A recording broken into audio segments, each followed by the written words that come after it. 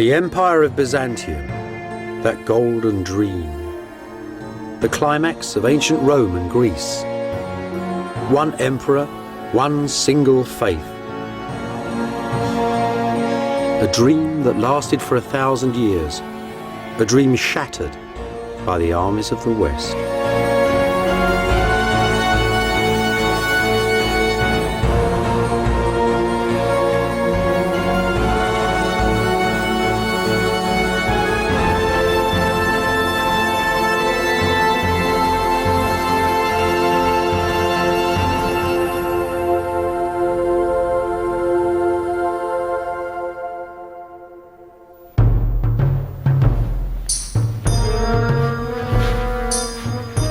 The fame of Byzantium travelled from Iceland to China, from Ethiopia to Russia, to every kingdom on the earth.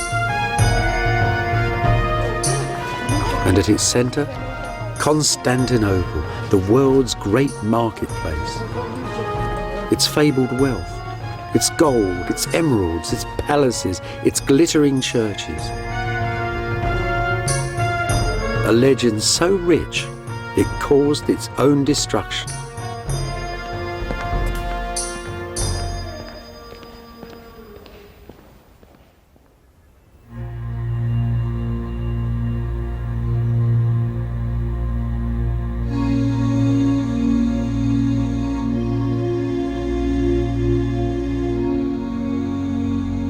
Founded in the year 330, the Christian Empire of Byzantium had its centre here, in Istanbul, in modern Turkey.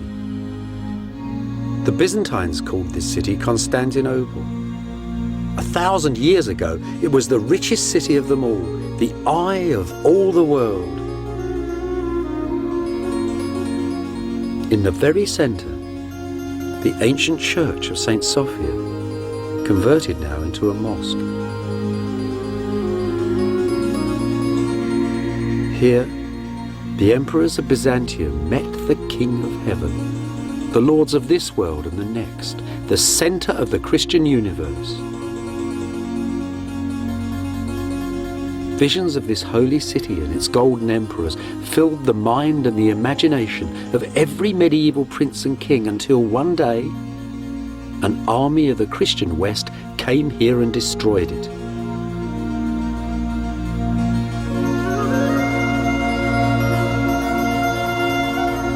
Beside the church, above the sea, a shadowed park with 5 centuries of buildings in it, the Palace of Byzantium. A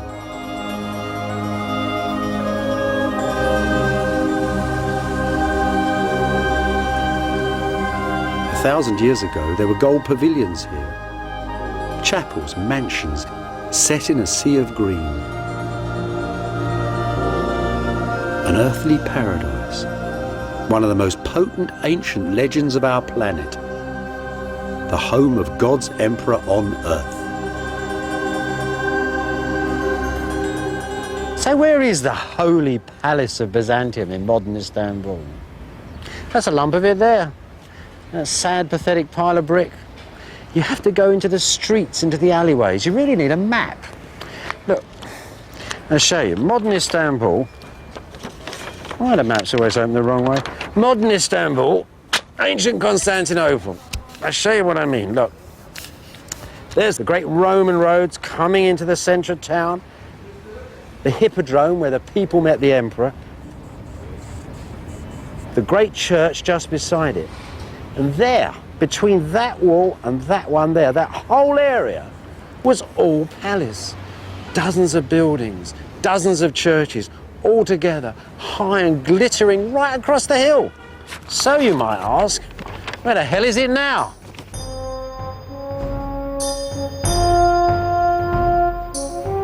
The Golden Palace is buried beneath old Istanbul. The little streets are haunted by its lost pavilions, by ghosts of ancient gardens, by the shadows of its courtiers and generals. The enormous curve of the imperial racetrack still stands though, a shattered wonder of the medieval world.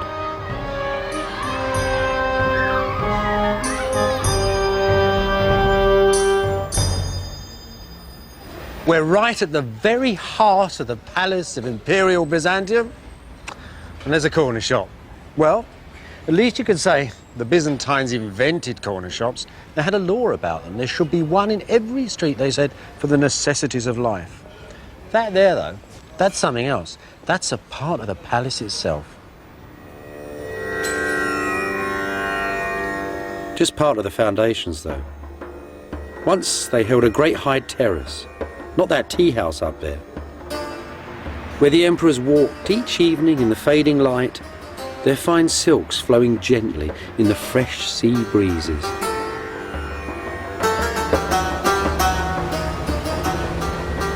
Constantinople was the greatest seaport in the medieval world. Arab, Russian, Viking and Italian boats once sailed along these walls. This is the ruin of an imperial pavilion, some 14 centuries old. The warm sea once splashed against these walls. Those are the doors through which the emperor once walked to board the royal yacht, the Greyhound.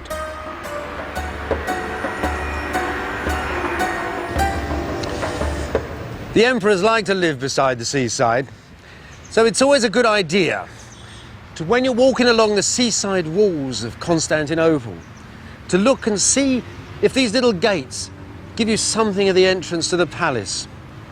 Some of them don't look much today, but they're very interesting. See this Greek text? It's part of a Greek version of the book of Habakkuk, a text we know once was laid around the base of a great statue of the Emperor Justinian that stood in the centre of the city. So this then is not an ancient gateway, because that statue was still standing a few hundred years ago. Where on earth can we find the picture of the Palace of Byzantium?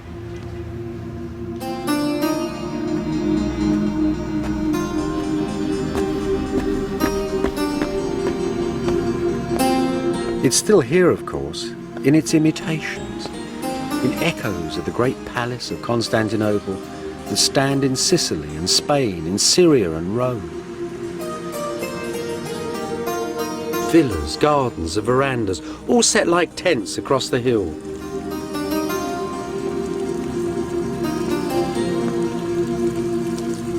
Scented courtyards, splashing fountains, a world that ordinary people never saw. Some of their very stones were plundered from the golden palace of Byzantium.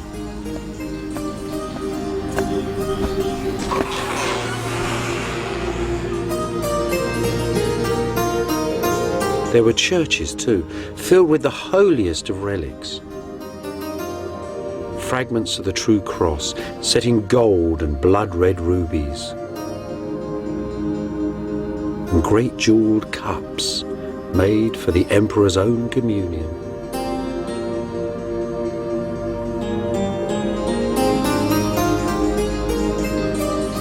And at the heart, at the very centre of this magic palace, Byzantium's throne room, the throne room of the Emperor of Christendom. As you approach the imperial throne of Byzantium, you'd have felt as naked as a man on Judgment Day, utterly defenceless. The man who sat on that chair didn't rule by the will of God. He was the will of God on earth. He was God's instrument. He was divine providence personified. Some Byzantines believed that the end of world history would come when that man on that throne took his crown off and laid it on the rock of Calvary. It's probably the most total form of government the world has ever seen. You don't have, for example, participatory government in this. Who can participate in the will of God? You can only bow before it. You can't have morality or loyalty. You can't have good kings or bad kings, because who can know the workings of the will of this astonishing emperor? That is Byzantine politics.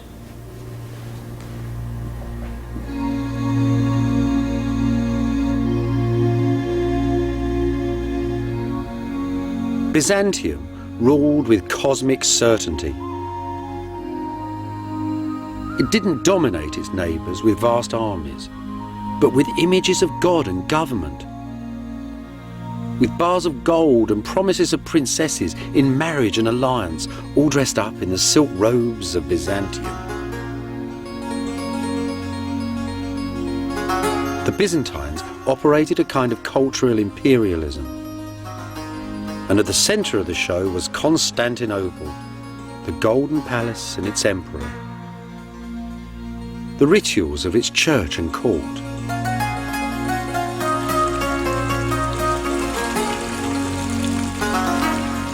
In the 10th century, diplomats and merchants, Easterners and Westerners, all give astonishing descriptions of a weekly procession that wound through the cloisters and the gardens of the palace, all filled with singing choirs, and ran up to the great church of St. Sophia.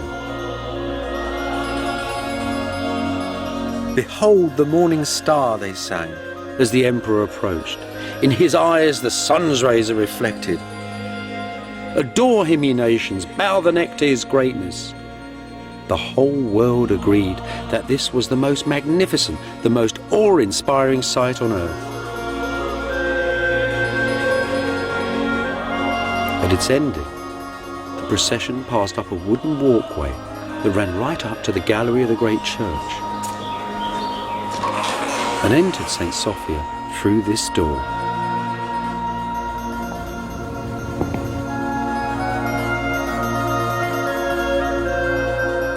Here, high up in the gallery of St. Sophia, was the chapel of the emperors and the court.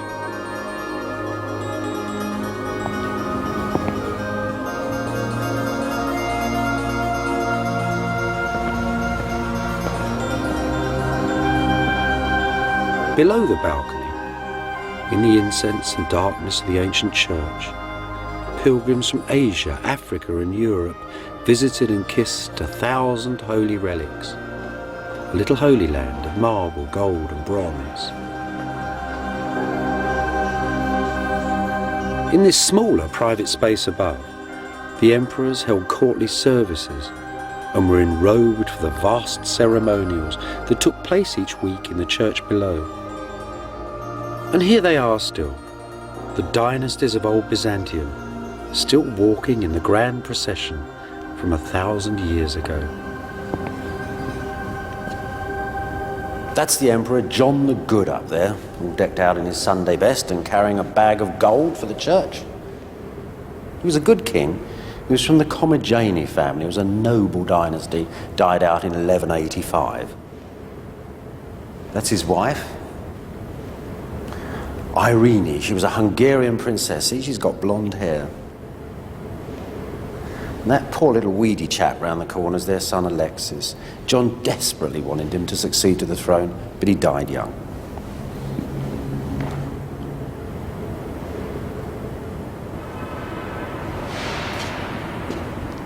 That person there is the most celebrated, most married monarch of the Macedonian dynasty, the Empress Zoe. Zoe ruled Byzantium in her own right in the 1050s. But Zoe also had royal blood in her veins, and she legitimized 3 successive husbands as emperors. That's the last of them, the pious Constantine IX. If you look closely, you can see that the head of that figure's been changed. I bet there were portraits of her other 2 husbands underneath. Now, the funny thing about this mosaic is that Zoe's portrait's been changed along with her husband's too. You know, some historians have said that she was very vain, certain she was beloved of the people of Constantinople, who thought her very beautiful. And you know, she was almost 60 when that portrait was made.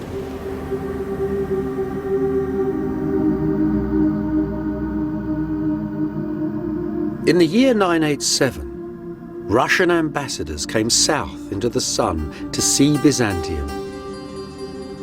They told their prince, the ambitious Prince of Kiev, that they couldn't begin to describe the splendour of St. Sophia.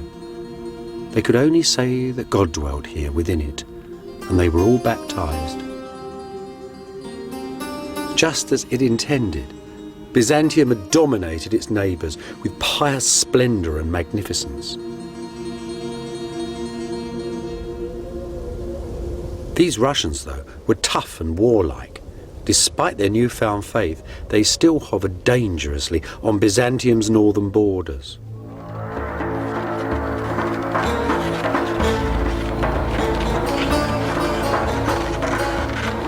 Rather than dispatch grand armies to subdue them, the Byzantines employed images of God and government. They built churches in Central Europe, the like of which the Northerners had never seen.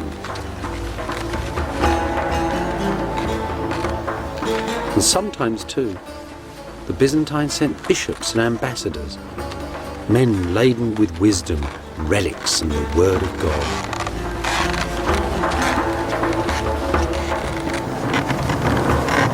The Byzantines didn't like to travel north in the winter. The diplomats had to go sometimes with little bars of gold stamped with the emperor's name, wrapped in furs and stuffed under the sledge out of the way. The gold to bribe local chieftains to attack one another rather than to go and attack Constantinople. It was a terrifying journey. First of all, you went to a Byzantine border fort. There the governor tried to grab a few of the sons of the local princes to keep them under control. And then you set out across the icy wastes.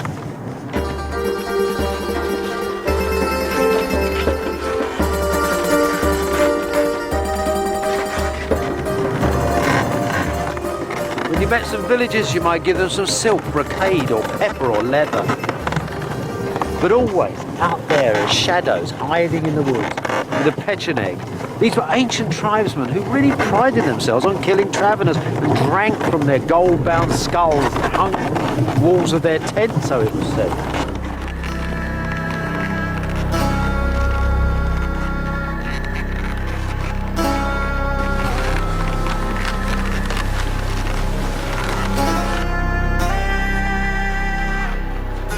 After months of travel, you'd arrive at the side of the frozen river Dnieper and look up at the great fortress of the ruler of Kiev, the prince of the Varangian Rus. Before Byzantium, the princes of Kiev had all lived in wooden huts. These towers and domes and all the dreams they hold came here from old Byzantium. And the story of their making is an extraordinary tale.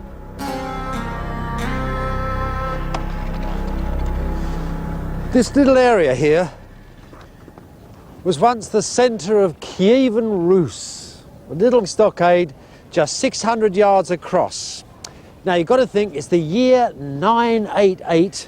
There's Prince Vladimir, a Byzantine bishop, and a lot of Byzantine craftsmen are coming out here. It's just before dawn. It's very cold. And at a particular holy moment, after a prayer is said, they plant the position of the altar. And then, as the sun comes up and a shadow is cast across the snow, a nobleman called Simon, so tradition tells us, took off a golden belt and they measured out 20 golden belt lengths. And that would be the first church in Vladimir's kingdom. It's an astonishing moment in history. It's the old technology of Greece and Rome, 1,000 years after those empires are gone, going into parts of the world that they had never managed to conquer.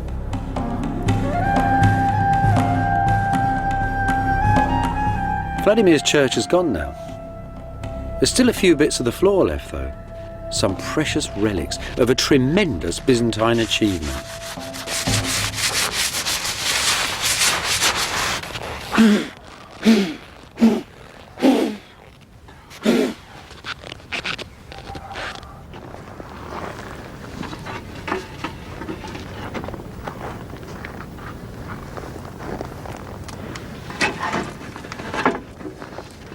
Дякую.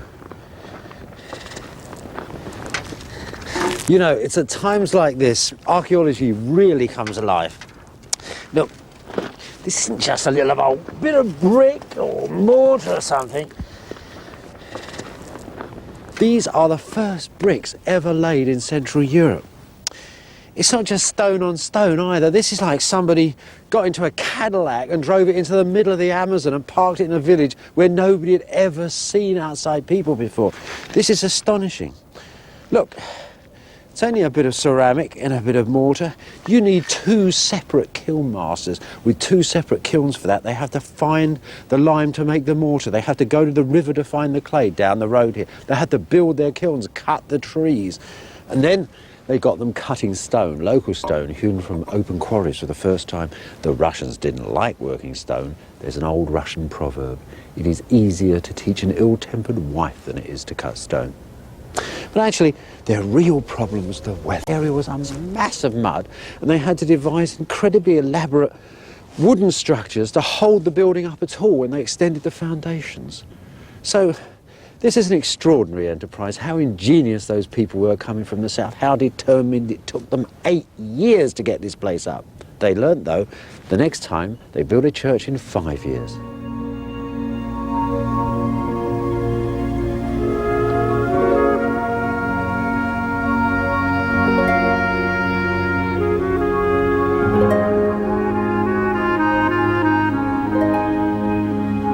This is the church they built, the Cathedral of St. Sophia of Kiev.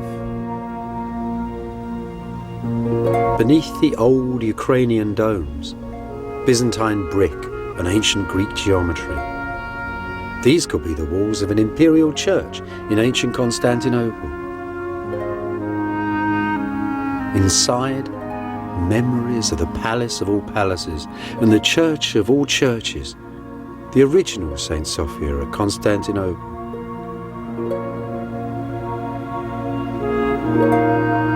And gleaming mosaics too, made by Byzantine craftsmen sent here to work for Vladimir's son, Prince Yaroslav.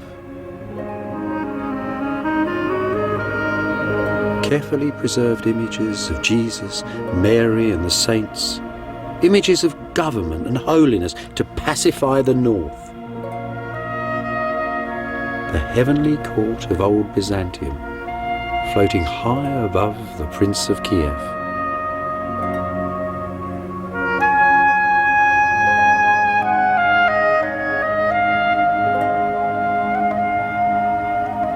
It's a heavenly court, now entirely mirrored in Yaroslav's new court on earth, aided and abetted by a Byzantine bishop who wants him to punish sinners, to feed the poor, and to fight the enemies of Byzantium.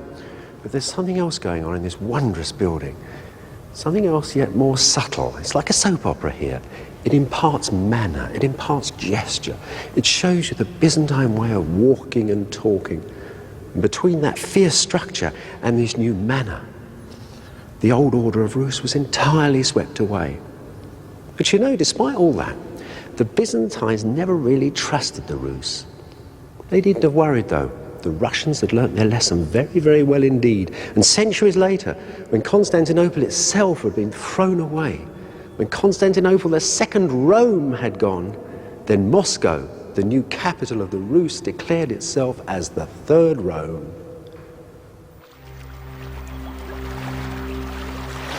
Just as the dangerous northern tribes passed under Byzantium's golden spell, so did its southern European neighbours, in Greece and Italy and the islands of the Mediterranean. Venice, that ancient little town set on the mud banks of a North Italian salt marsh, was the owner of a powerful fleet of warships, as much a menace to Constantinople as were the tribesmen of the north. Beneath the stones of Venice, then, the bricks and columns, the technology and arts of old Byzantium. Just like Kiev, Venice's first churches and its most powerful images of God and government all came here from Byzantium. It was truly terrible. It was either freezing cold, and they complained.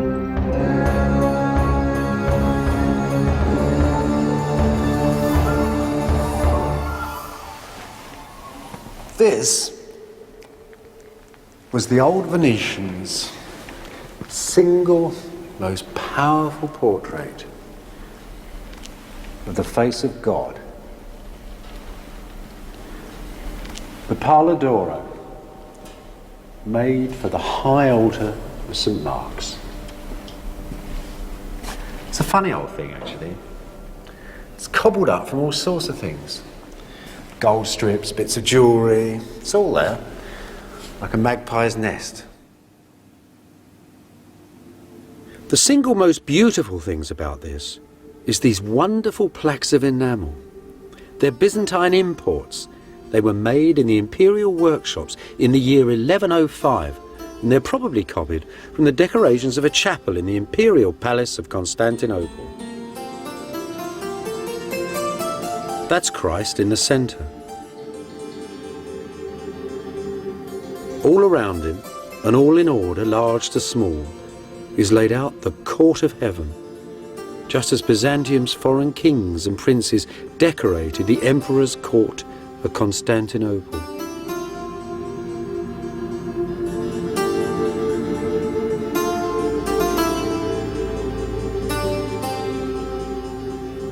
If you were a useful ally for Byzantium, and you sent off 30 or 40 pounds of gold to Constantinople with a humble letter, the emperor might just honour you with some of these panels, pictures of God and your local saints, and portraits too, of you amongst the golden prophets and the angels of Byzantium.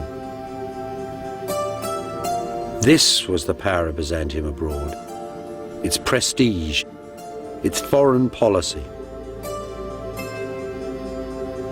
This little chap here is Ordolafo Fallia, the ruler, the Doge of Venice. He's the man who commissioned the greater part of the Pala d'Oro. Now this is where you can start to see something of that provincial envy of Byzantium starting to work. That envy that almost rose up and threatened to destroy the great imperial empire. Look, I'll show you what I mean. There's the man, there's the Virgin Mary, and there you would expect the man's wife. But it isn't his wife. It is the Empress Irene of Byzantium. So what's going on here? Well, I think the Venetians have sort of rejigged it. So the dear old Doge of Venice, who by Constantinopolitan rights was a minor official on the edge of empire, suddenly popped up as, married to the great empress. They've also, the Venetians, cunning devils, given him a halo. You see, they've soldered a whole new head on there. The Byzantines would never have sent a figure of a local ruler with a halo on, so he's sort of really bumped up in the holy hierarchy here. But there's one thing the Venetians missed, and this is quite funny, because rulers in the celestial universe wear red socks. The Virgin Mary has red socks, the Empress has red socks, all the kings on this have red socks. But poor old Ordolafio doesn't. So he isn't really at the top of Byzantium's holy hierarchy. You don't think that's important? Ordolafo would have done. Deep down, he knew that the great Byzantine God that ordered everything within this Christian universe had seen that dubious halo. Also that this same God held the power of eternal life and death.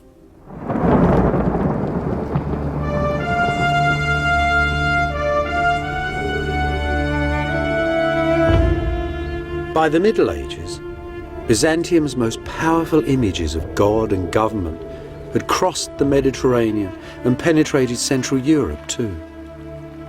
And always, at the very heart of this Christian universe, was the golden emperor of Byzantium and the glittering city of Constantinople. What did that legendary city really look like?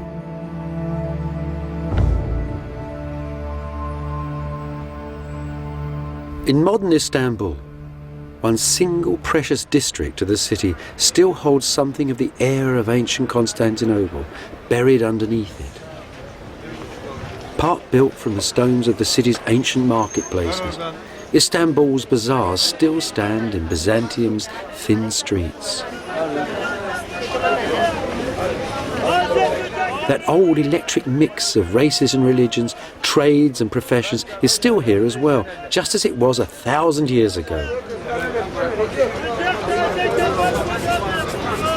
Oh my God. What are they then? Monsieur, Sansu, Türkçe, sülük. Leeches. Leeches. Leeches. Yes, leeches. Leeches. So, clean your shoes, clean your blood. Doctor, eczema. Eczema. Eczema. Rheumatisma. Rheumatisma. That's amazing. Old Byzantine leeches. Yes. It's good for everything, right? Yes.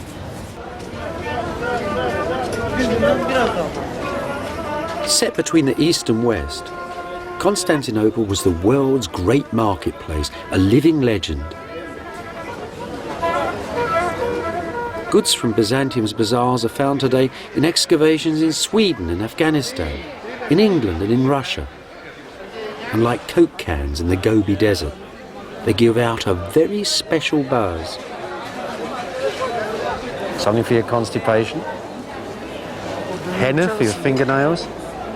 And cumin. Everything the Byzantines had. Sultanas. Bet they didn't call it that. In Byzantium, women mostly made the deals. Nowadays, though, the traders here are men.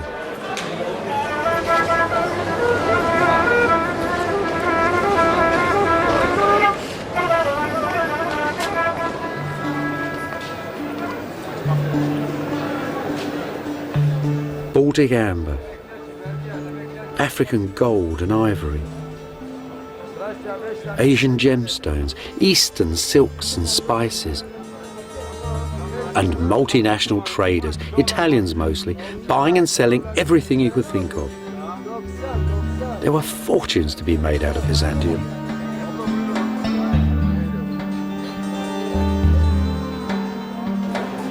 You know, the weavers, the great silk bazaars of Byzantium have been famous for centuries upon centuries.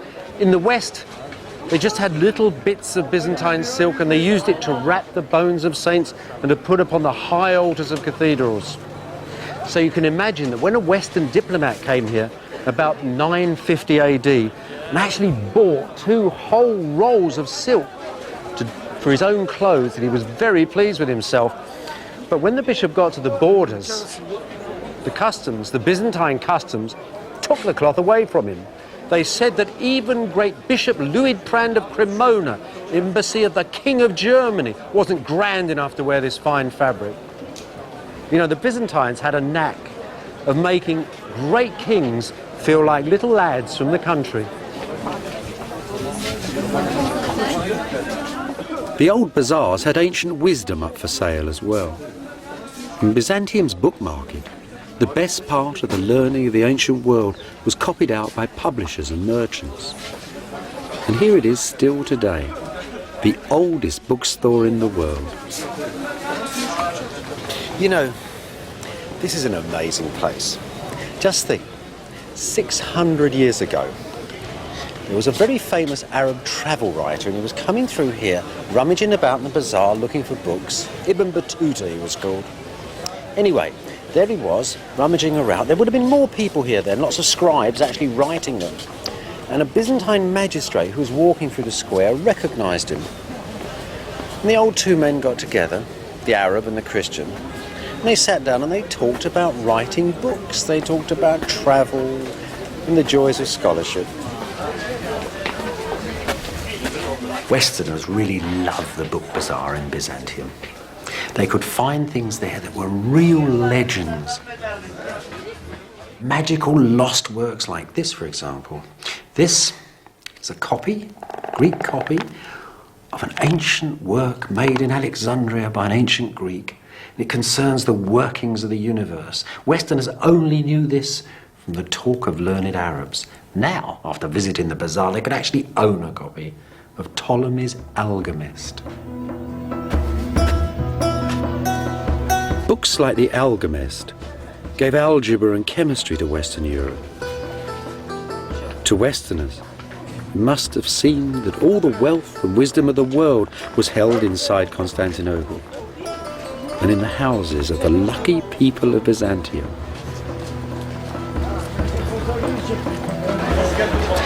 The Byzantines lived in a very face-to-face community. It was a very tight, enclosed world. They were incredibly superstitious, always looking for signs as they looked at each other, things that might change the meaning of their relationships with one another. The angle of a man's shoulders could tell you if he was having an affair. If you had a dream that you'd put on a pair of shoes and weren't going anywhere, it meant you might be getting married. You could nod at a woman and it meant that you will be having an affair with her very shortly. Superstitions everywhere. They divine the future by listening to thunder, but above all, they love charms and trinkets, things you can buy in bazaars, glittering treasures. And that is the greatest charm of all. It's been around for thousands of years before Byzantium, and it'll go on for 1,000 years beyond us all. It's a charm against the evil eye. The evil eye, of course, is envy. That thing that's so destructive inside small communities, and so destructive for Constantinople too. Constantinople was called the eye of all the world. Everybody envied its gold and silk and pretty princesses.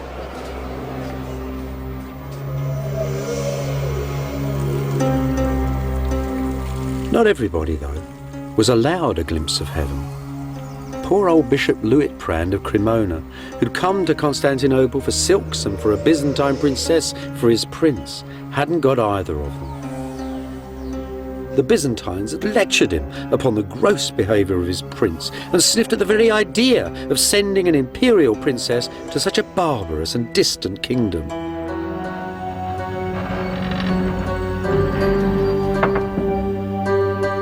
Luitprand greatly resented these haughty Byzantines, especially the great warrior emperor Nicephorus Phocas, who came to the throne in 963.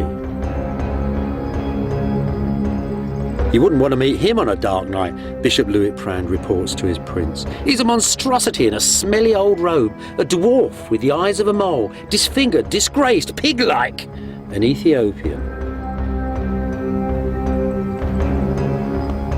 Every week, Luitprand continues, like some crawling monster, the emperor walks in procession to the great church, and the singers cry, "Behold, the morning star approaches."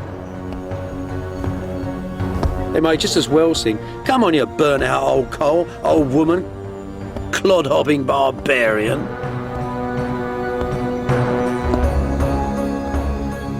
As Western diplomats like Luitprand reported on the weakness of the emperors and on the 1,000 years of treasure in their city, so Western Europe's princes grew ever stronger, ever more powerful, and ever more envious of Byzantium.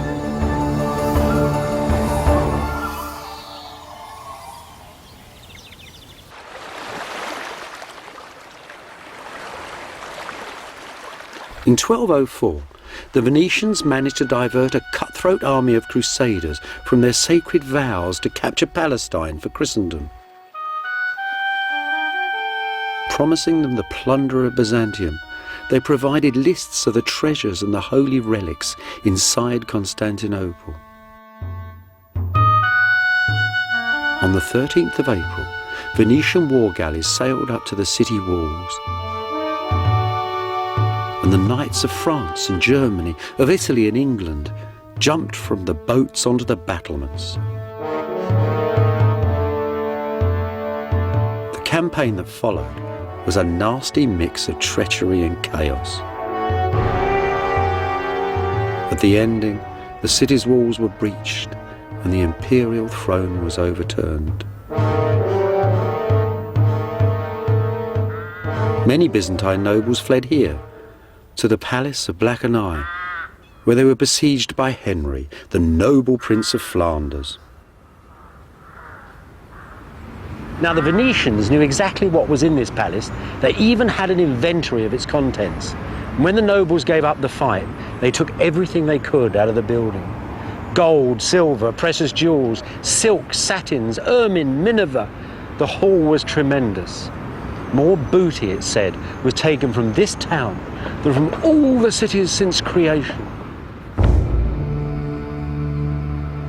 Over the next 50 years, half of Constantinople was boxed up, crated, and shipped out of the city to Venice and the West.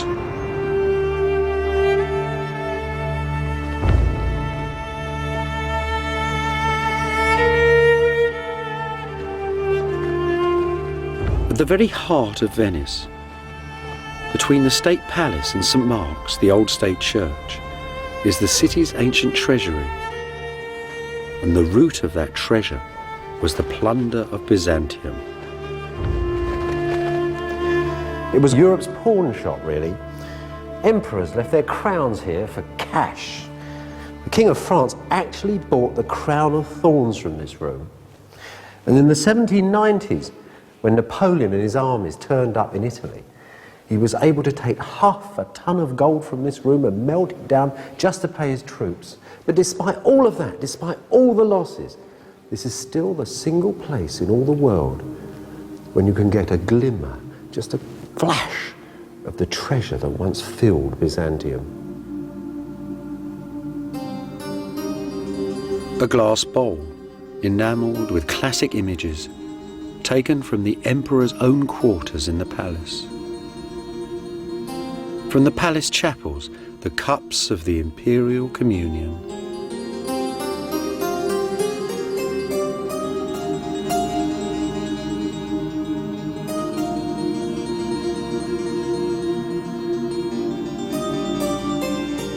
A golden icon of St. Michael, studded with Indian emeralds.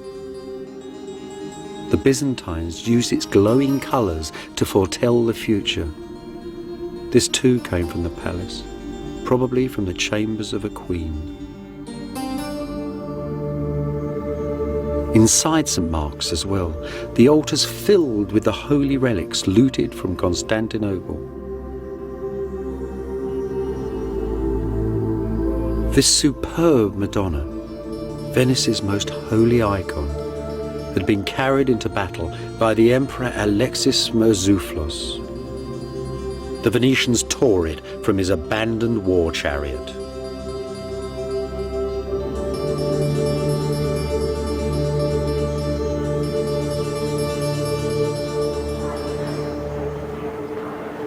It's not just the inside of St. Mark's that filled with the plunder of Byzantium. The whole outside of the cathedral is covered in stones stripped from the churches of Constantinople and shipped by the Venetian navy.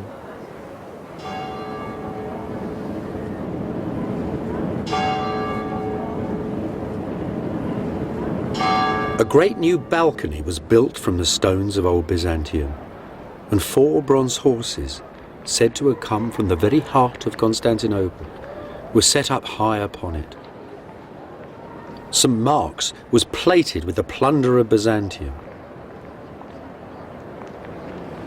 Today, the old brick church has all but disappeared beneath the foreign marble. Shiploads of columns from Constantinople now decorate the doorways of the church.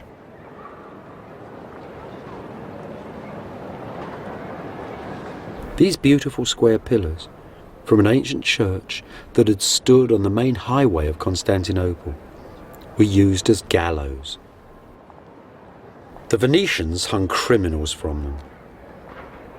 Other fragments of this lost masterpiece once stood in Crusader chapels from Spain to Austria. This is an interesting piece. It has an amazing history. You see, when the Venetians first took the sculpture from the boat, they found that one of the feet had been broken off. So they made a new foot out of a lighter, whiter stone. You see that? Now, just a few years ago in Istanbul, a Turkish archaeologist actually dug up the original foot. So now we know where this sculpture came from. It came from a monument of Constantine the Great, the first king of Byzantium, and those were his 4 sons. Think of that. We have bits and pieces here from all ages, all styles. This stone is from Egypt, others are from Syria, from Greece. All that style, that richness that went into Byzantium then has gone to make the city of Venice itself.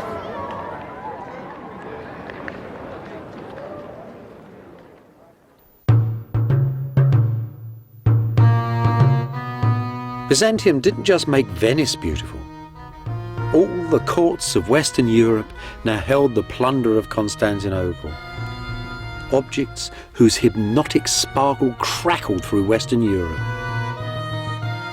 In modern Germany, The little town of Limburg still holds one of these most alien objects. A piece of the cross on which Christ was crucified, transformed by a Byzantine into one of the world's great jewels, and then carried off to Germany by Heinrich von Ullmann, a crusading knight.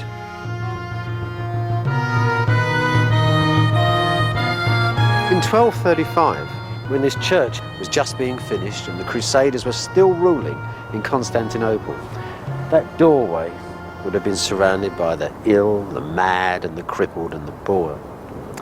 They weren't just standing there waiting for handouts. What was going on was something rather unusual.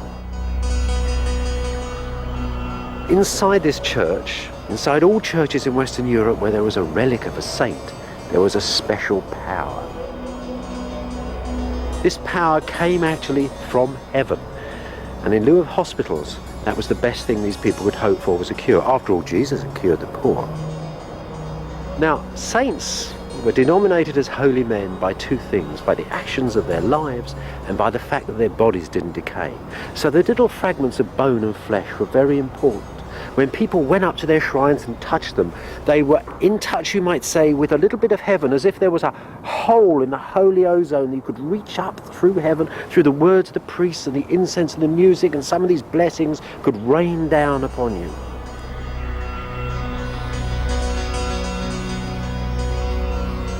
The relics of Byzantium, though, weren't relics of local saints. They'd been brought from the Holy Land. They were the personal possessions, some of the very things that Jesus and Mary had touched, and they were never used to cure the poor.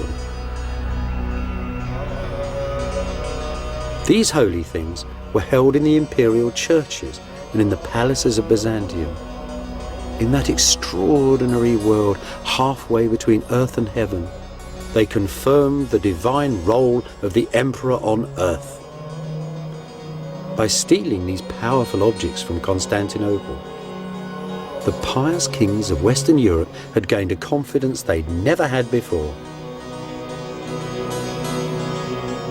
This then, that taking of the relics, was the taking of the holiness of the divine right of kings, the beginning of Western Europe, of Eurocentricity, and almost, you might say, of the modern world.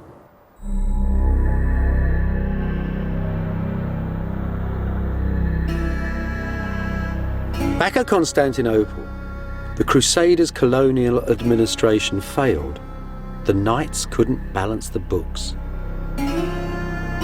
Driven by debts and petty wars, they left for home.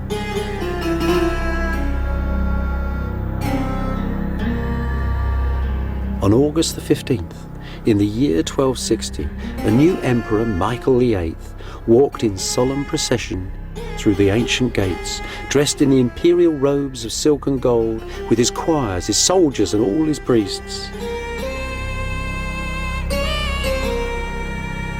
Safe inside, he addressed the adoring people of the city, who'd laboured under foreign rule for 50 years and now celebrated the return of Christ's true emperor to the very centre of the earth.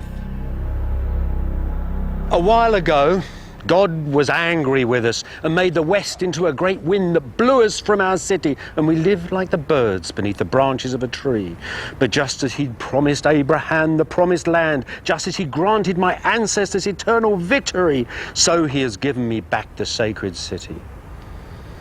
Michael might have thought that God had put Byzantium back into the centre of the cosmos.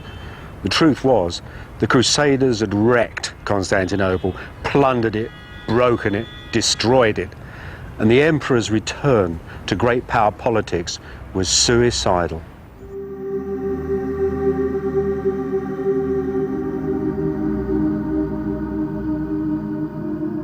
Michael and his Byzantines didn't know that, though. As Michael said, they thought that God had restored the cosmic balance, that the golden dream was up and running as before. In the imperial chapel, in the gallery of St. Sophia, their artists made a celebratory mosaic for the emperor's return. Jesus, Mary, and St. John the Baptist. You'd think the world had never changed.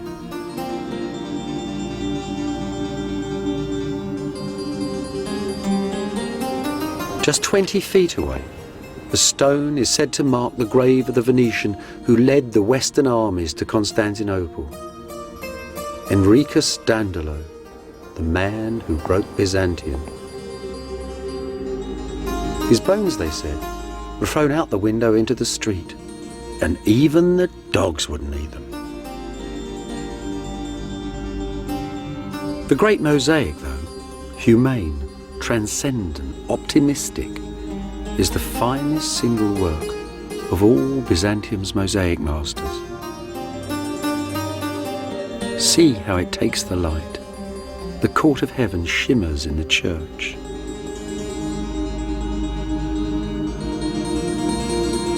This is the Christ the Byzantines had always worshipped. Not a Western Christ upon a cross impaled in dismal earthly history, but the old Eastern Christ, Christ of all times and of all places, Christ of the palace, Christ of Kiev and of Venice, Christ, Lord of Byzantium. The same Christ too, whose relics and whose images now filled the churches and imagination of the West. The Christ whose soft, impassive face would watch his Eastern Empire gently fade away.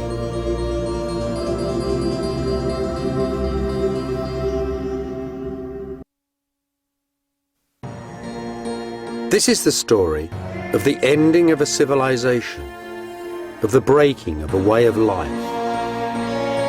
The story of a nation facing extinction and of the choices that its people made. The story of the ending of the Empire of Byzantium and of the beginnings of the modern world.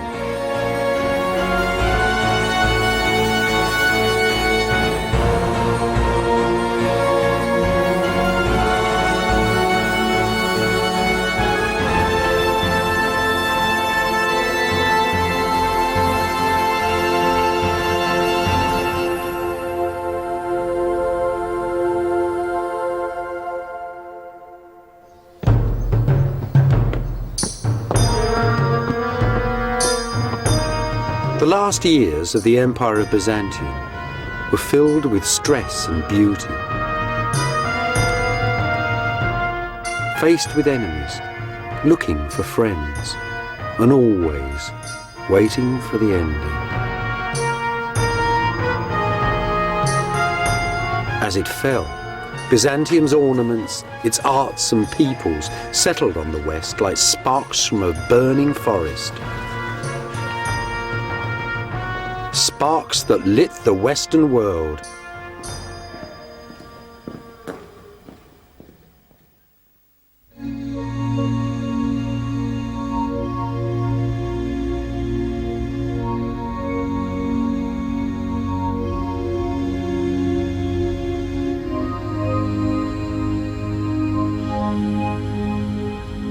I'm standing high above the Golden Horn in Istanbul, in modern Turkey. I'm standing right on the edge of Europe too. That's Asia over there. Now 800 years ago, from here to the Great Blue Sea was the most famous palace in the world. Its wealth, its beauty, its sacredness was the envy of people from Iceland to China.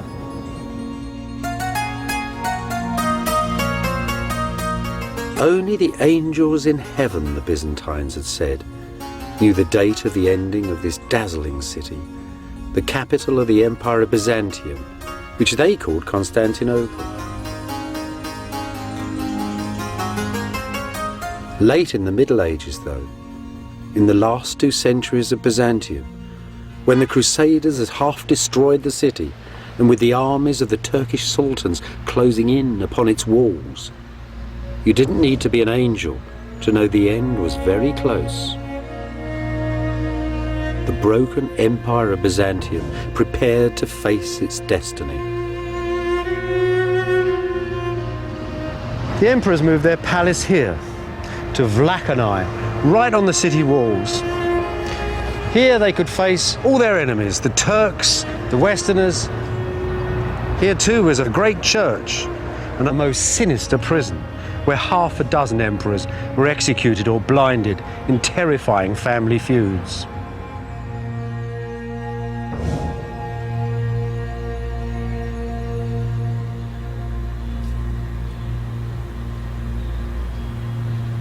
Just like the emperors, Jesus, Mary and all the saints had also moved out onto the city walls.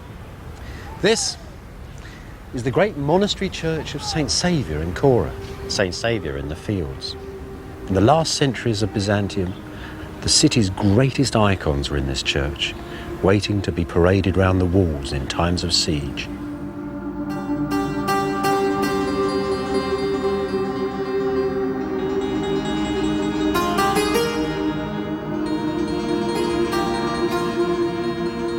St. Saviour's was Byzantium's last masterwork, the jewel box set beside the city walls. Inside these little city churches, many people found their individual answers to the most terrible dilemma that any culture has to face: the threat of annihilation, of the death of a nation. The imperial crown was stored here, alongside the holy pictures. It's said that on the last night of Byzantium, on the 28th of May 1453, as the Emperor Constantine Palaeologus was praying, the Virgin Mary came down from heaven and asked him to return the crown to her, as God withdrew protection from his holy city.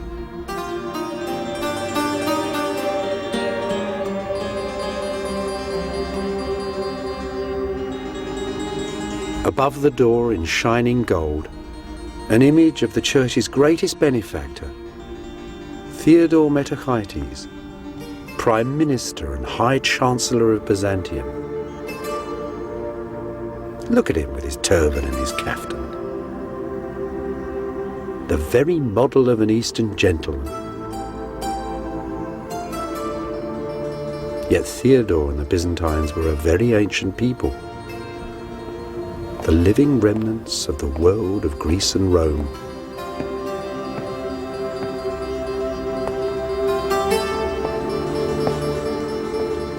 Even by Theodore's day, though, by the 1320s, the great Chancellor had come to the conclusion that Byzantium's ancient heritage was quite exhausted,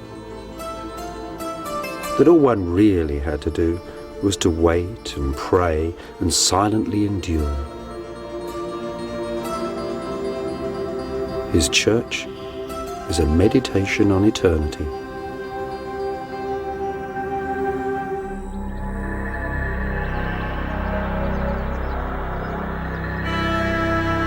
Many Byzantines believed that if an enemy ever broke through these vast old city walls, the very statues of the ancient emperors would come alive and drive the invaders from the city. For them, Constantinople was a sacred city, the centre of the world, inviolable. Yet they too could see the Turkish armies drawing ever closer and their ancient city descending into ruin.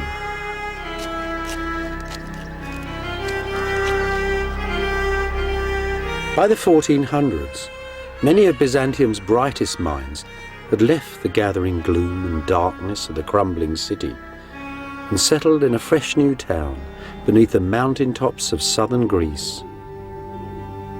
A sparkling town on a hilltop close to the ruins of ancient Sparta, a town called Mistra. A miniature kingdom ruled by the emperor's brother Theodore and Queen Cleope, his Italian wife, where Jews and Greeks, Byzantines and Italians, Greek and Latins could live happily together.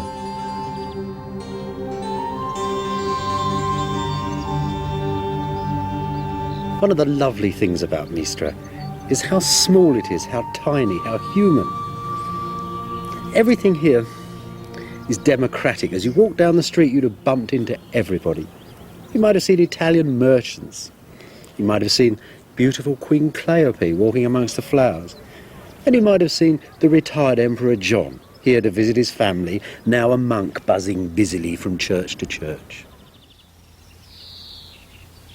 At the hub of Mistra's life was a charismatic teacher from Constantinople, a follower of Plato, the ancient Greek philosopher, a man called Plethon.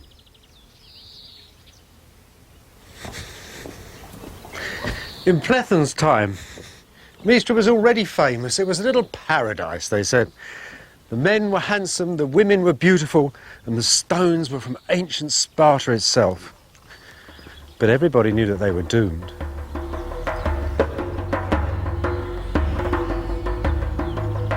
Here, Plethon founded the last academy of Greek philosophy. Here, he taught future patriarchs of Constantinople and future cardinals of the Church of Rome as well. As they mingled with the philosophers of late Byzantium, for a brief while, Western visitors to Mystra witnessed the last flowering of the living world of ancient Greece.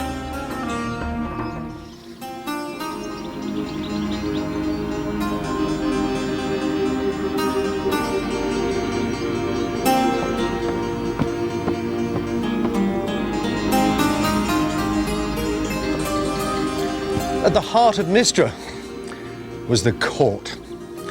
And at the heart of the court, this little pretty church, named after the great old court church of Constantinople, St. Sophia.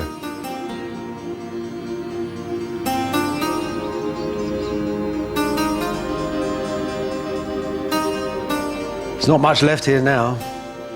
Just Christ up there on the wall. And a few beautiful fragments of marble. Most of the church has been stripped out completely.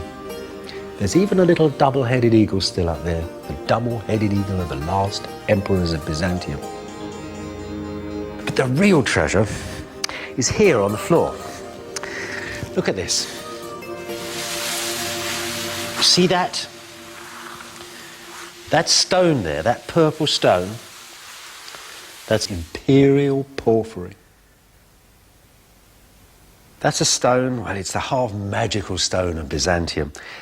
When this church was built, it hadn't even been mined for 1,000 years, yet little chippings of it were taken around the world and set in floors like this. It was the stone in which Roman emperors had been born in rooms that were covered in it. This, though, is probably the very stone where the last emperor of Byzantium was crowned. Constantine Palaeologus, the last ruler of Mystra, was crowned here on the 6th of January, 1449. 3 years later, he died fighting on the walls of Constantinople as the Turks took the city.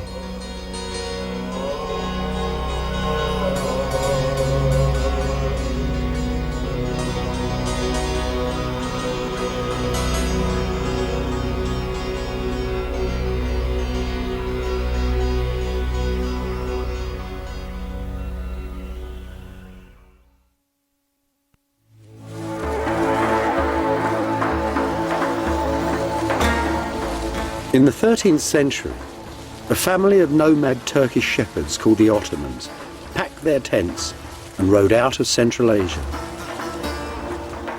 2 centuries later, the Islamic armies of the Ottoman Turks, commanded by members of that same family, had conquered most of the territory of Byzantium and a large part of Southeast Europe too. The centre of this enlarging Turkish empire was a city at the borders of modern Greece and Turkey, the city of Edirne, the capital of the Turkish sultans.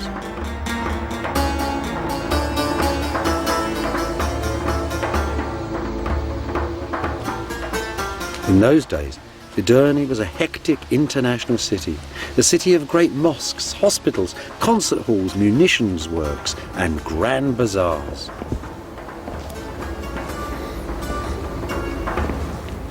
This is one of the colleges of learning at Edirne.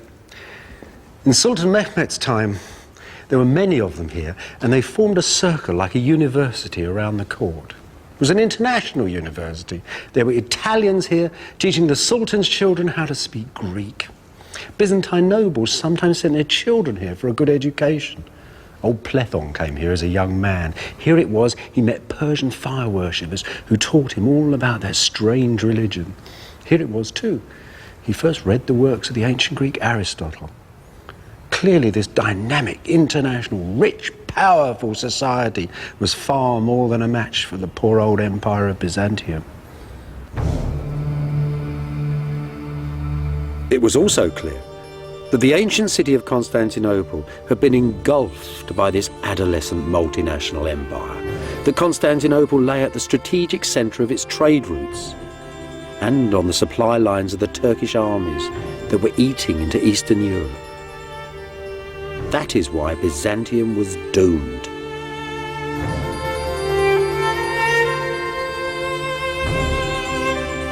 In 1438, the Emperor John VIII sailed out of Constantinople in a last attempt to beg aid from the reluctant West in his struggle with the Turks. After 77 days at sea, the imperial convoy arrived at the friendly port of Venice.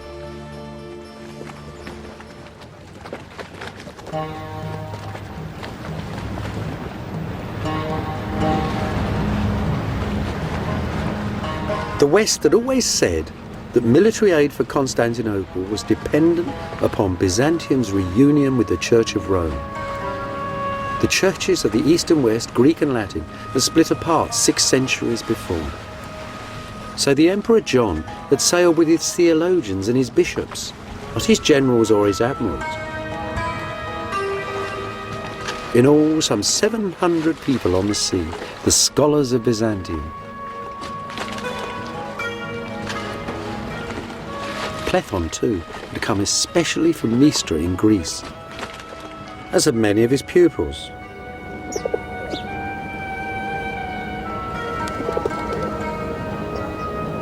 The most extraordinary thing about this gathering, that there were bishops and priests from all the cities of the ancient East, all the cities founded by Greece and Rome, the cities of Alexander the Great, the cities of the 7 wonders of the world, all had their representatives at the council, all at once and all together.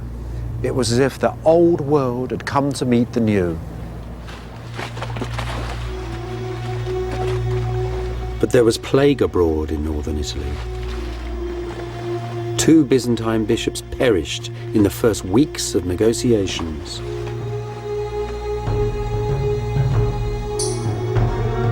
The emperor and his retinue rode away from danger, over the mountains and down to the central plain of Italy.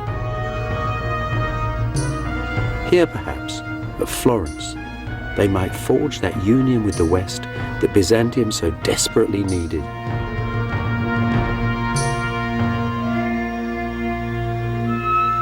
And here, too, they were memorialised in the frescoes of Benozzo Gozzoli, painted in the townhouse of the Medici family, the bankers who were sponsoring this Council of the Churches.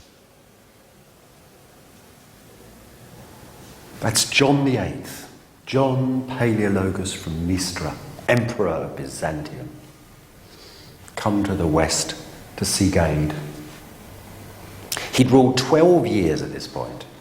When he got here, the Florentines, those dedicated followers of fashion, thought he was a knockout. They had never seen turbans like that or crowns like that. The jewellers liked it.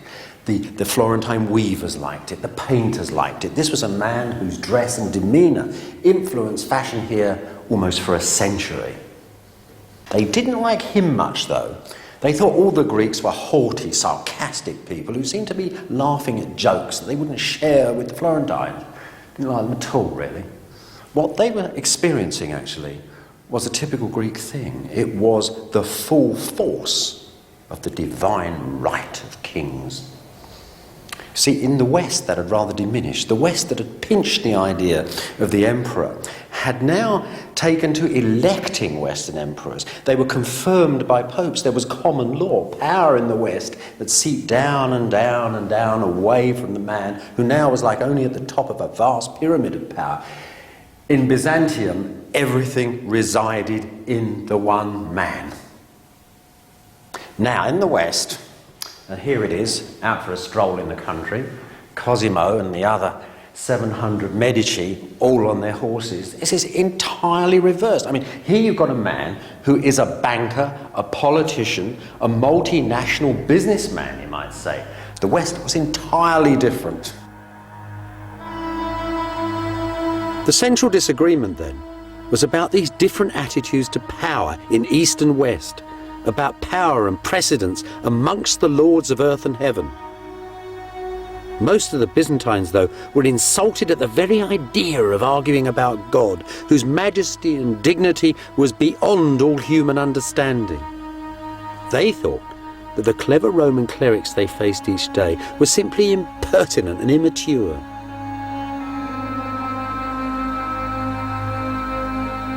After a year of recrimination and debate, the Emperor John, still desperate for military aid, simply ordered his delegation to agree to most of the West's arguments.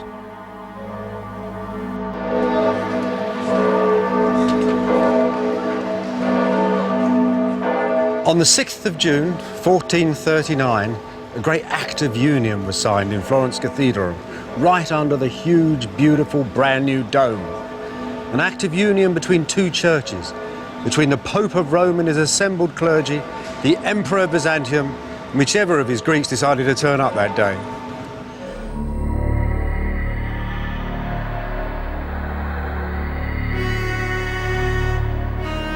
Back at Constantinople, though, the union with Rome caused riots. Italian priests were insulted in the city's churches, and Western Europe sent no aid. Disillusioned, disappointed, the Emperor John died a few years later and was buried here in the monastery of Christ Pantocrator, Christ, the Lord of earth and heaven. And at this same monastery, Gennadius the theologian preached that the union with Rome would bring down the wrath of God upon Byzantium.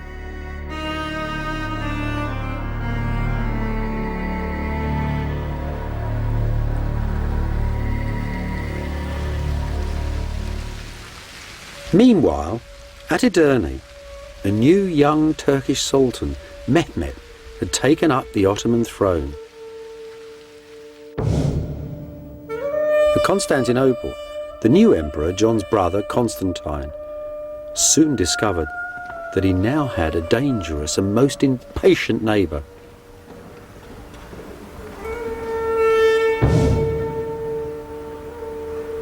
In April 1452, there was a huge row at the court of Sultan Mehmet II. Byzantine ambassadors had turned up complaining that the young man was breaking all his father's treaties. He was too. He was building a huge castle right next door to Constantinople called the Cutthroat. It was the first stages in his planned attack upon the city. And now, in his reply to these ambassadors, he tried to scare the pants off them. Listen to this, these are his very words. "Have you the right or the power to control my actions on my own territory? Inform your king that I am very different from my father, that my resolution surpasses all my ancestors. This time, you can return in safety, but the next man who delivers a similar message to me will be flayed alive."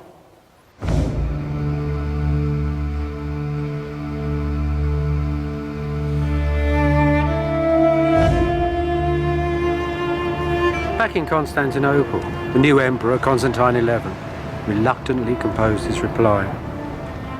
"It is clear," he said to the Sultan, "that you desire war more than peace, so let that be your desire.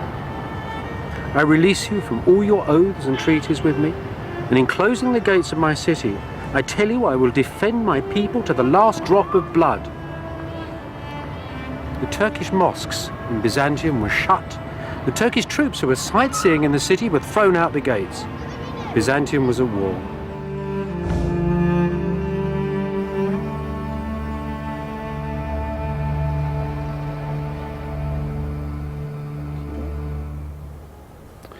Mehmet was actually very touched by Constantine. After all, the Ottomans and Byzantines had lived side by side for a very long time. They'd fought together in wars, they'd intermarried. But Mehmet was also very determined. Listen to his reply. "I shall take your city," he tells Constantine, "or the city will take me. If, however, you admit defeat and withdraw, I will give you Mistra and its province, and we shall be friends.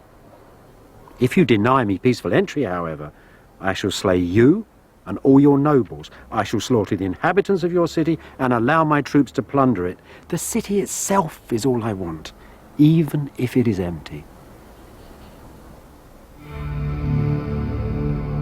Constantine's reply was brief. You may have anything you want of me other than the city. I will not flee from it, nor will I evacuate. You may have anything but the city. For the city I would rather die than live.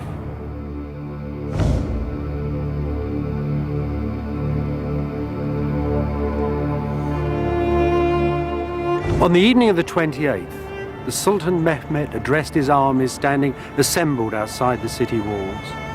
I give you, he said, the capital of the ancient Romans, the summit of power and glory, the centre of the world. I give over to you the men, women and children of this city, its gold and silver, its silks and furs.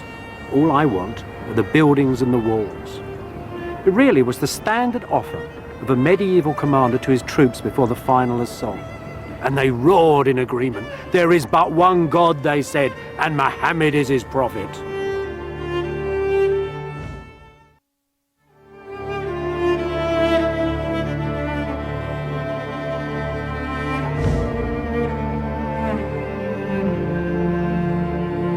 On the fringe of empire, high in the mountains of northern Romania, contemporary Byzantine artists made precious records of the fall of Constantinople.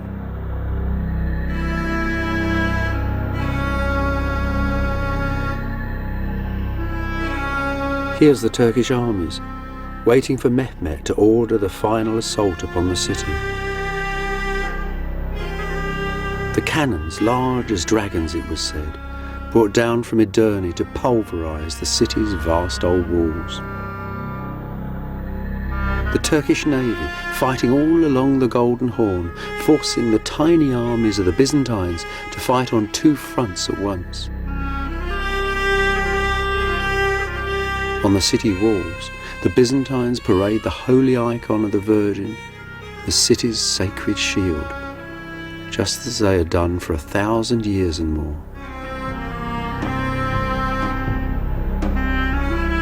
Every hole, each crack and weakness in the ancient walls are strengthened by the prayers of priests, the women and the children.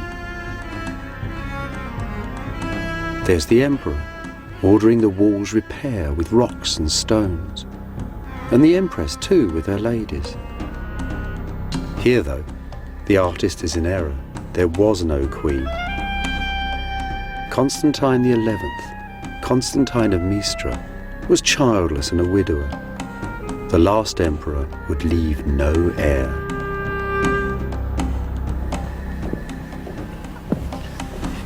On the last day of Byzantium, an eerie quiet fell over the city.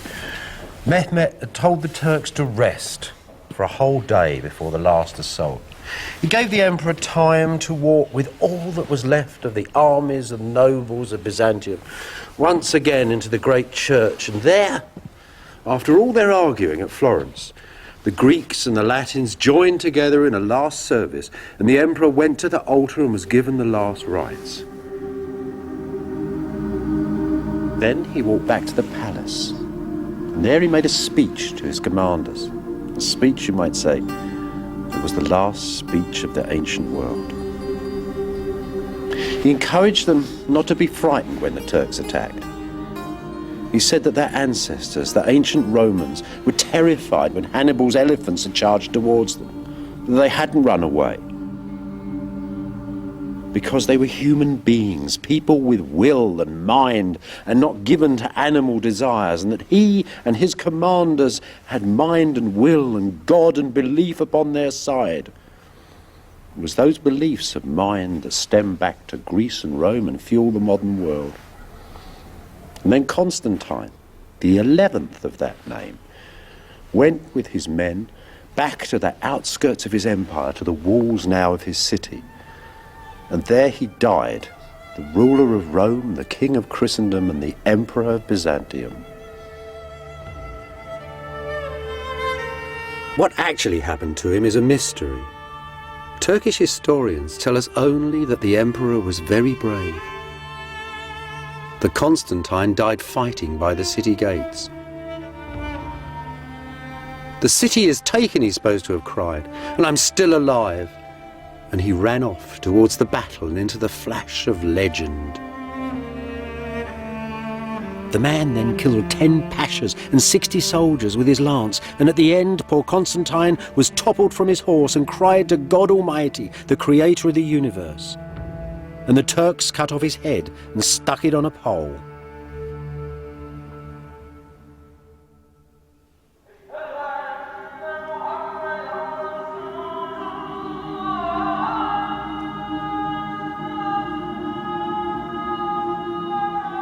As he rode through the streets of Constantinople on the first day of the Turkish conquest, Sultan Mehmet found whole districts of the sacred city derelict and abandoned, saw hovels and graveyards built amongst the ruins of its legendary palaces.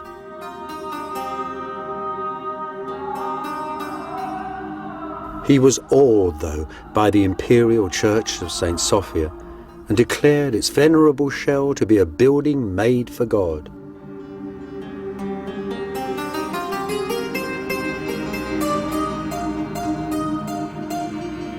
So the church of St. Sophia, the church of the divine wisdom, was converted to the mosque of Hagia Sophia, the mosque of the divine wisdom.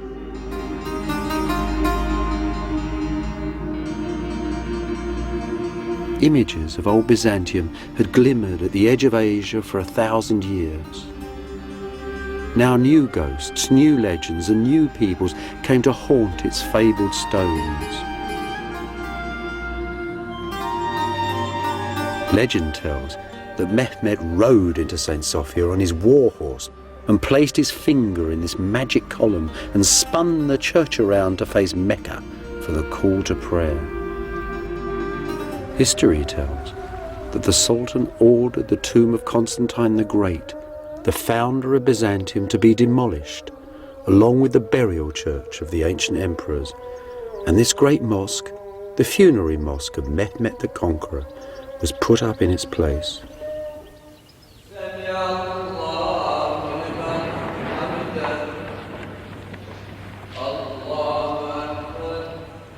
Yet Mehmet, a humane and sympathetic man, still wondered at this ancient ruined city and its unyielding inhabitants.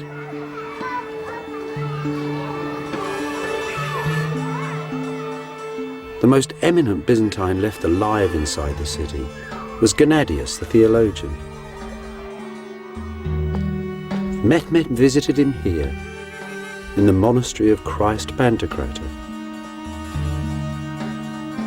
Who were the people of this crumbling ancient city, the Sultan asked him, and what exactly was their faith?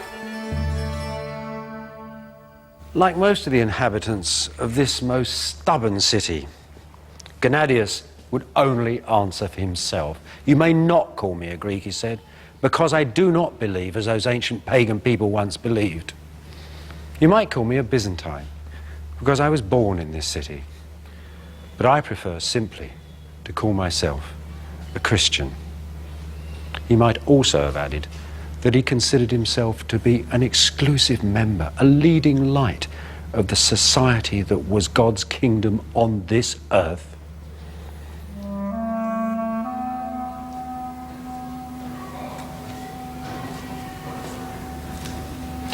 Mehmet was pleased enough with the old boy's answer to give the penniless church a bag of gold, make Gennadius its leader, to give him a white mule, and to give him authority too over all the Christians of his empire.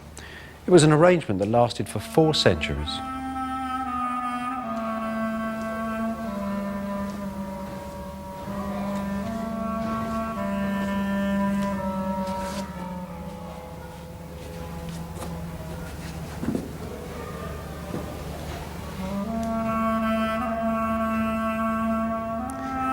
As for Gennadius's beloved monastery, well, its church became a madrasa, an Islamic public school, and one Zarek became a very famous preacher in this city. Now, when Mehmet first came to the church, his quick eye had noticed a great line of stone sarcophagi along the aisle there. In fact, they were the tombs, the sarcophagi, of the last kings of Byzantium. John of Florence was buried here, his brother, their queens. These he took for his new palace in the city. He also took a slab of stone laid in that trench over there. For centuries, pilgrims had believed that that had been the very slab of stone on which the body of the Lord Jesus Christ had laid after the crucifixion. They said you could still see Mary's tears upon it, glistening like pearls. Over the centuries, Zayrek's school became a mosque. The district became quite poor. The mosque sold off its great white shining marble pillars and put in these baulks of stone instead. And the great screen, the altar screen from the church, whose golden panels now stand on the high altar of St. Mark's in Venice, were turned into that, a minbar, a pulpit for reading the Quran. So it all seems to have gone, doesn't it? But there's still something here. If you lift the carpets of the mosque and go through to the ancient floor underneath, then you'll see a memory of Imperial Byzantium.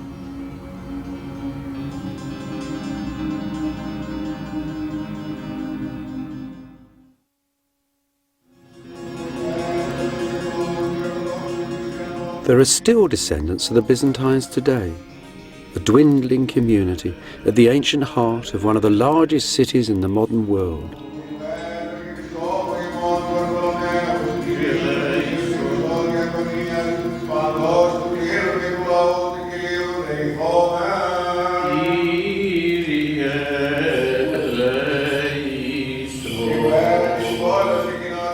Their worship in this sole-surviving ancient church is guaranteed by the proclamations of ancient sultans hanging on its walls.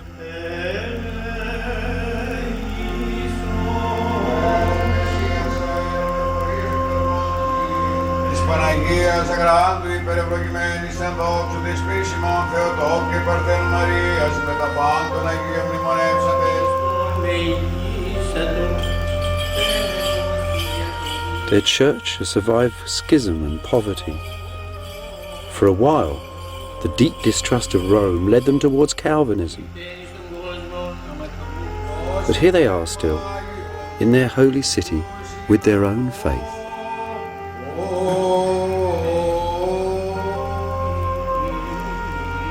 Scattered too, through myriads of monasteries and far-flung churches, pale shadows of the ancient earthly empire of Byzantium.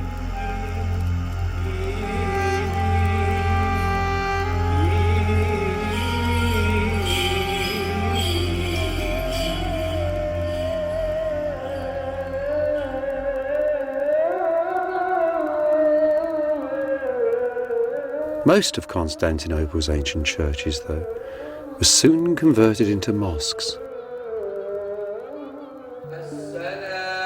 This little mosque was once a chapel in the ancient palace of Byzantium. Endowed with lands and properties, these converted churches were transformed into self-financing charitable trusts, the religious and financial centres of the city's neighbourhoods, and the means by which Constantinople was converted to Islam and revived.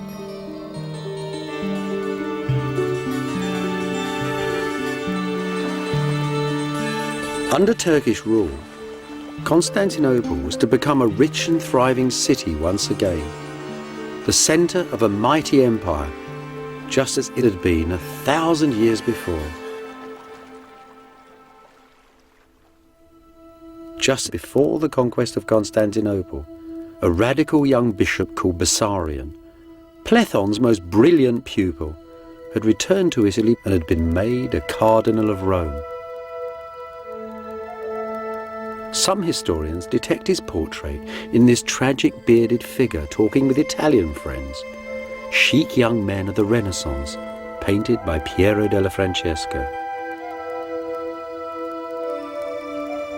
Here at Rome, Bessarion did what Byzantines had done at Constantinople for centuries.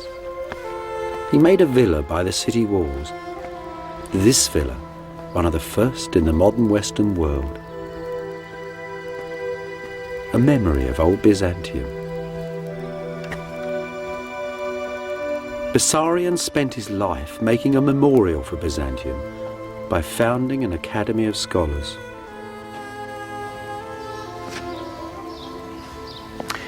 You know, I suppose Bessarion brought his academy here when it got very hot in the summer months. This academy was a group of people who he'd gathered around him. Some were exiled Byzantines, many of them were Europeans, but everybody who could help him hold the identity of Byzantium together for as long as possible. Poets, artists, writers, translators, all sorts of people. Couldn't have been that difficult to find people, because this was a really fashionable idea. Dear old Platon had introduced Plato to the West. The Renaissance was beginning. This is early Renaissance building. For a few years, this was the coolest place on the planet. So you've got to think, perhaps, this was the place too, where one day in the summer, 1452, Bessarion sat down to write to Mistra. He was writing a letter of condolence to Platon's sons. The old man had died with the spring flowers in June of that year. Bessarion wrote a letter, such a letter. He said that Platon had been his teacher, his father and his friend. It was one of the last authentic letters of the ancient world. After that, Byzantium became something to be seen in libraries and museums. Above all, Bessarion preserved the dream. He gathered the pure air of Mistra, the ideals of Constantinople, the energy of ancient wisdom, and made a single beauteous image of that most complicated empire.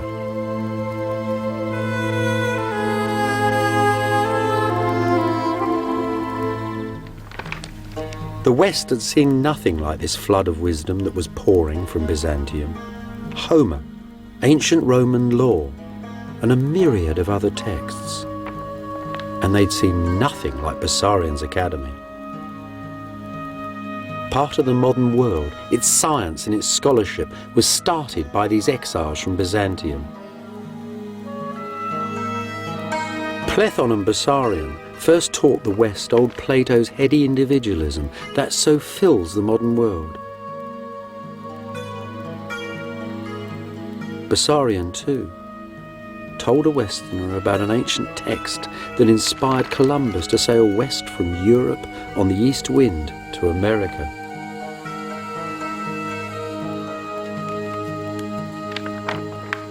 There is, though, a deeper and yet more fundamental legacy. A vision of a universal order that stretches back through Byzantium, through Roman Greece to the Bible and the most ancient East. A vision that still fills the world today. A vision that exiled Byzantine artists drew out for us in dazzling detail at Voronezh, the most beautiful of Romania's lonely monasteries. See that cross there in the middle? That's the cross of our Lord standing on the holy throne of Byzantium, the centre of the world. To the left is good, paradise.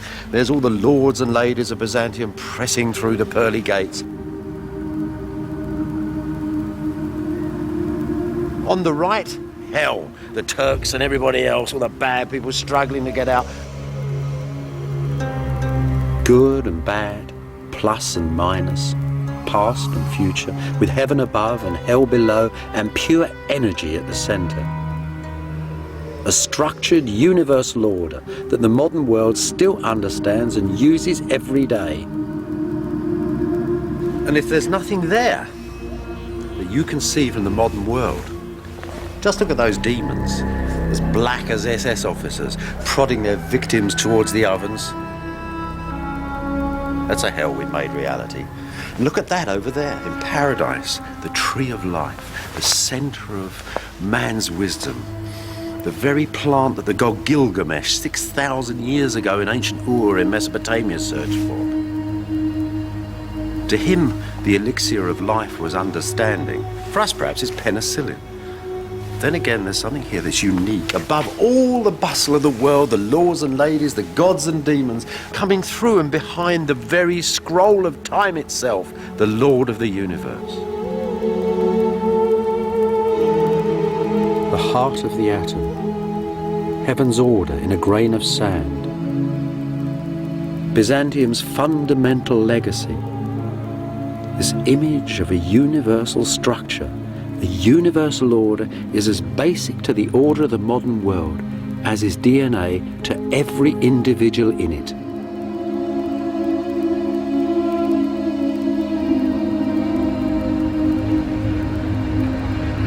Nowadays, Constantinople, the heart of old Byzantium, is called Istanbul, an old Byzantine phrase that simply means the city. Inside the modern city, though, the past is disappearing.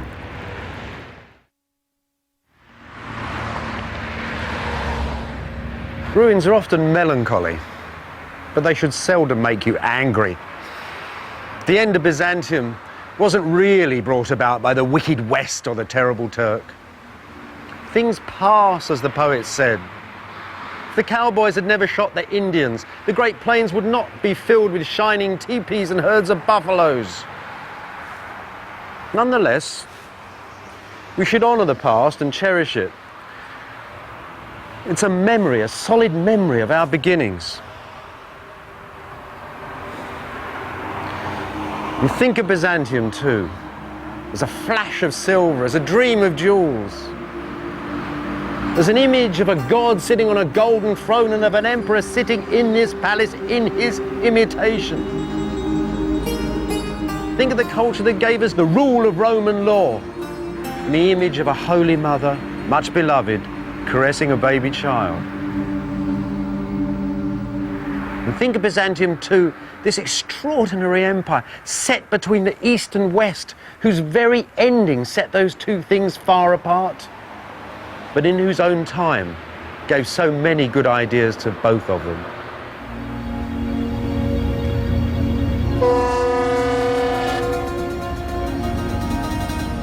When sailing from Byzantium, listen to the city's fading sounds. Visit in your mind its golden images and all the shadows of its history. And as you wave goodbye, you'll discover that you can never really leave the past behind.